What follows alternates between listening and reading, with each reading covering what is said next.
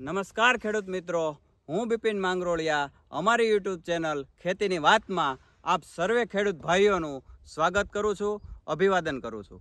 મિત્રો, આજે આપણે એક જીરાના ફિલ્ડ ઉપર આવ્યા છીએ, જે જસવંતગઢ ગામ ચિત્તલ ગામની મુકેશભાઈ માંગરોળિયાની વાડી છે. આજે આપણે જોવાનું છે ફિલ્ડ ઉપર આવીને કે અત્યારે કેવા કેવા પ્રશ્નો આવી રહ્યા છે, કેવા પ્રકારનો સુકારો છે અને જીરું કેટલા દિવસનું થયું છે અને જીરામાં અત્યારે કેવો સુકારો છે. ખાસ કરીને મિત્રો, આપણે વાતાવરણની વાત કરી હતી.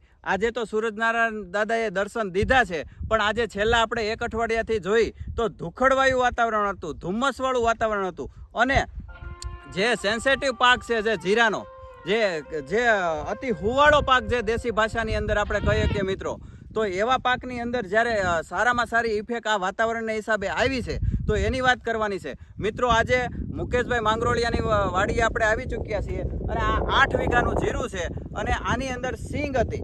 સિંગ આપણે મુકેશભાઈ પ્રગતિશીલ ખેડૂત છે, એણે સિંગ એની પલ્લી ગઈ હતી, એ છતાં પણ 35 મણ એક વીઘે ઉતારેલી છે અને જો ન પલ્લી હોત તો આની અંદર 7 થી 8 મણ હજી પણ વધારે ઉત્પાદન લઈ શકત. સારી એવી ટ્રીટમેન્ટ આપે છે અને એક પ્રગતિશીલ ખેડૂત છે. એના પ્લોટ જીરાના ફિલ્ડ ઉપર આપણે આવ્યા છીએ. મિત્રો, આજે એના જીરાનું ફિલ્ડ છે એ ઉગ્યા પછી જીરું 30 દિવસનું થયું છે. બહુ સારું છે, હાઇટમાં, ગ્રોથમાં, બધી જ રીતે સારું છે જીરું. પણ આજે આપણે જો જોઈએ તો આની અંદર લીલા સુકારાની શરૂઆત થઈ છે. લીલા સુકારો શેના માટે આવ્યો છે, શા કારણે આવ્યો છે? તો આની અંદર એક અઠવાડિયા પહેલાં પિયત આપેલું છે અને એક અઠવાડિયાથી જે આપણે વાતાવરણની વાત કરીએ છીએ તો એ જે આપણે જાણીએ છીએ કે વાતાવરણ કઈ ટાઈપનું ધુખડ્યું ને રહ્યું છે, તો એના હિસાબે બધા જ ખેડૂત મિત્રોને લીલા સુકારાનો પ્રશ્ન આવે છે.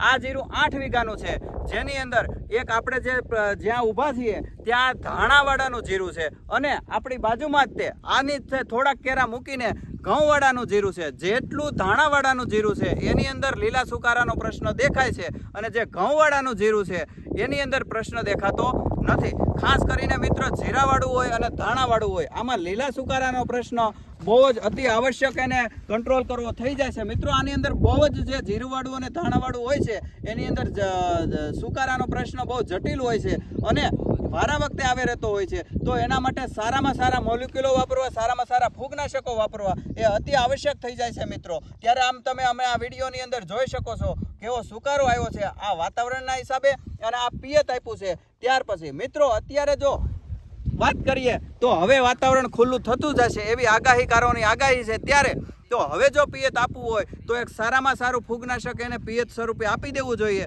અને જો સ્પ્રે લેવાનો હોય તો એની પણ અંદર સારામાં સારું ફૂગનાશક આપવું જોઈએ. કેવું ફૂગનાશક આપવું જોઈએ? તો અત્યારે જ્યારે જીરું 30 થી 35 દિવસની અવસ્થાએ થઈ ગયું છે તો ગેલેલિયો વેનો પ્રથમ સ્પ્રે જરૂર પ્રમાણે લઈ લેવો જોઈએ. એની સાથે અથવા તો ગેલેલિયોનો રાઉન્ડ ન લેવો હોય, ગેલેલિયોનો સ્પ્રે ન કરવો હોય તો મેટાલેક્સિલ મેન્કોજેબ પણ ચાલે છે, થાયોફેનાઇટ મિથાઇલ પણ ચાલે છે, બ્લુ કોપર પણ ચાલે છે, એકલું મેટાલેક્સિલ 35% આવે છે એ પણ ચાલે છે, જેનાથી લીલો સુકારાને સારામાં સારી રીતે કંટ્રોલ થઈ શકે છે. જીરાના પોતપોતાના ફિલ્ડની, પોતપોતાના જીરાના ખેડૂતના અલગ અલગ અનુભવની અને અલગ અલગ વેરાયટીઓની અંદર અલગ અલગ મોલિક્યુલો વાપરવા પડતા હોય છે. આપણે ખેડૂત મિત્રો, આપણે આપણા પ્લોટની અંદર જોવાનું છે કે શેની જરૂરિયાત છે, કયા ફૂગનાશકની જરૂરિયાત છે, કયો સ્પ્રે લેવો પડે એમ છે, ક્યારે પિયત આપવું પડે એમ છે અને કેટલા પ્રમાણમાં પ્રમાણે આને દવાનો ઉપયોગ કરવો પડે એમ છે. એ જે અલગ અલગ ખેડૂતોને અલગ અલગ હોય છે. કોઈ બધી જ એકરકીશ ટ્રીટમેન્ટ બધા જ ફિલ્ડ ઉપર આવતી નથી. મિત્રો, આજે મુકેશભાઈની જો વાત કરીએ તો એને આપણે ગેલેલિયો વેનો હવે આની અંદર સ્પ્રે કરવાની જરૂર છે, કારણ કે 30 દિવસ ઉપરનું જીરું થવા આવી ગયું છે. તો પ્રથમ સ્પ્રે જ્યારે ગેલેલિયાનો લેવાનો હોય તો ગેલેલિયો 3 પ્રકારનો આવે છે. ગેલેલિયો વે, ગેલેલિયો સેન્સા અને ગેલેલિયો.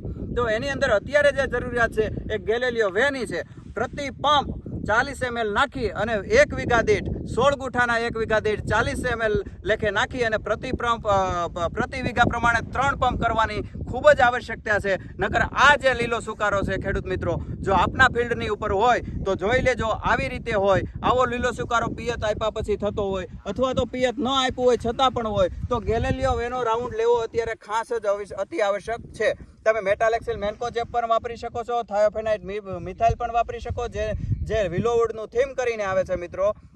એ પણ વાપરી શકો છો. જો ફૂગનાશકનો રાઉન્ડ મતલબમાં કહેવાનું કે ફૂગનાશકનો રાઉન્ડ લેવો અતિ આવશ્યક છે. જ્યારે અત્યારે જીરાની અંદર જે વાતાવરણ અને જે લીલા સુકારાનો પ્રશ્ન આવ્યો છે ખેડૂત મિત્રો, એની અંદર ખાસમાં ખાસ લઈ લેજો, કોઈને પૂછ્યા વગર લઈ લેજો.